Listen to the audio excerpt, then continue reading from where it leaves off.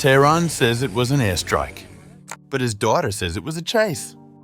A top Iranian commander killed, not by bombs, but by boots on the ground. Israeli agents on the streets of Tehran. No funeral footage, no official answers, only silence and suspicion. This is VERTEX, and the question is no longer where Israel can strike, but how close it already is.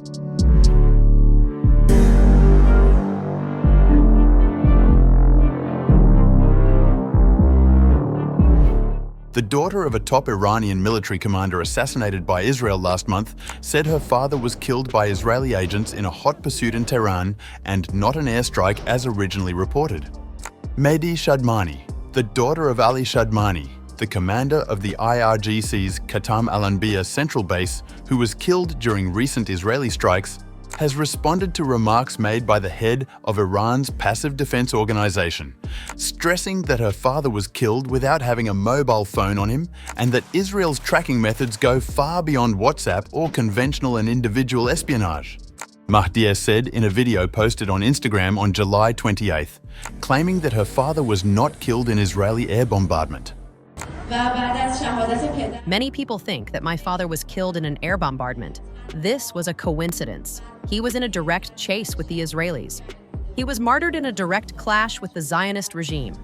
After the Zionist regime terrorized him, he claimed that he was the commander-in-chief of the war and that he was the closest military man to the leader of the revolution. I would like to sum up my lecture in this regard. She also added that her father was the only Iranian commander-in-chief who was martyred in this war with Israel. After the martyrdom of my father, I think he was the only commander-in-chief who was martyred in this war. Not much has been said about him. He was martyred in a direct clash with the Zionist regime. The assertion, if confirmed, would further underscore Iranian security failures, which allowed Israel to track and kill hundreds of security personnel in a 12-day war last month. Ali Shadmani was declared dead on June 17th, reportedly from wounds sustained from an Israeli air attack in Tehran. As commander of the Islamic Republic's war room, the Qatam al-Anbiya central headquarters, Shadmani was effectively in charge of Iran's war effort. Shadmani was killed only 4 days after assuming the post after his predecessor Gholam Ali Rashid was assassinated in an Israeli strike. Back then, the Israeli military had said that it killed Shadmani in a strike, calling him the closest figure to Supreme Leader Ayatollah Ali Khamenei. The IDF in a statement had said, "For the second time in 5 days, the IDF has eliminated Iran's wartime chief of staff, the regime's top military commander. Ali Shadmani, Iran's senior-most military official and Khamenei's closest military advisor, was killed in an IAF strike in central Tehran, following precise intelligence." Mahdieh Shadmani had earlier on July 4th disputed official Iranian assertions which blamed messaging applications like WhatsApp for exposing locations that led to Israeli assassinations. My father's location changed every few hours. He carried no smart devices or phones. Security protocols were followed, yet during his time commanding the war headquarters, he was repeatedly targeted for assassination by Israel. Her comments have sparked backlash among supporters of the Islamic Republic. Meanwhile, several official narratives regarding the scope and consequences of Israel's strikes on Iran have come under growing scrutiny.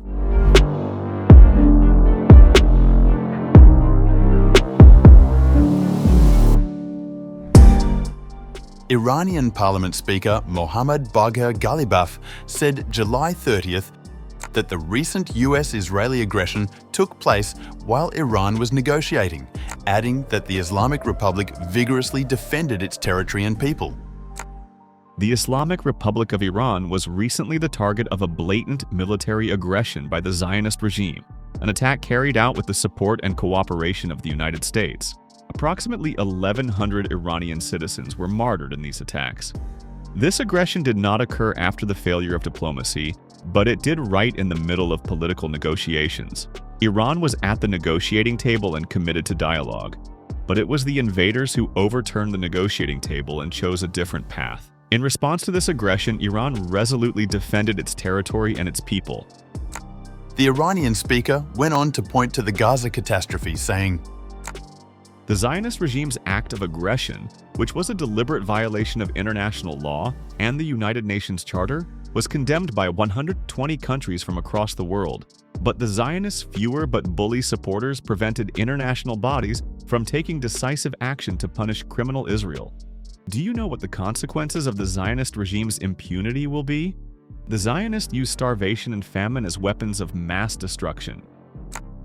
Iranian President Masoud Pezeshkian has supported Venezuela's initiative to convene a global summit for peace and against war.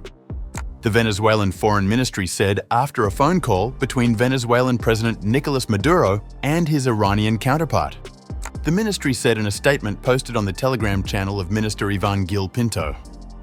President of Iran Masoud Pezeshkian expressed gratitude for Venezuela's firm solidarity during the recent Zionist aggression against Iran, and states his support for Venezuela's proposal to call a global summit for peace and against war, geared to promote a fair and comprehensive settlement of the crisis in Western Asia, with a priority focus on the Palestinian people.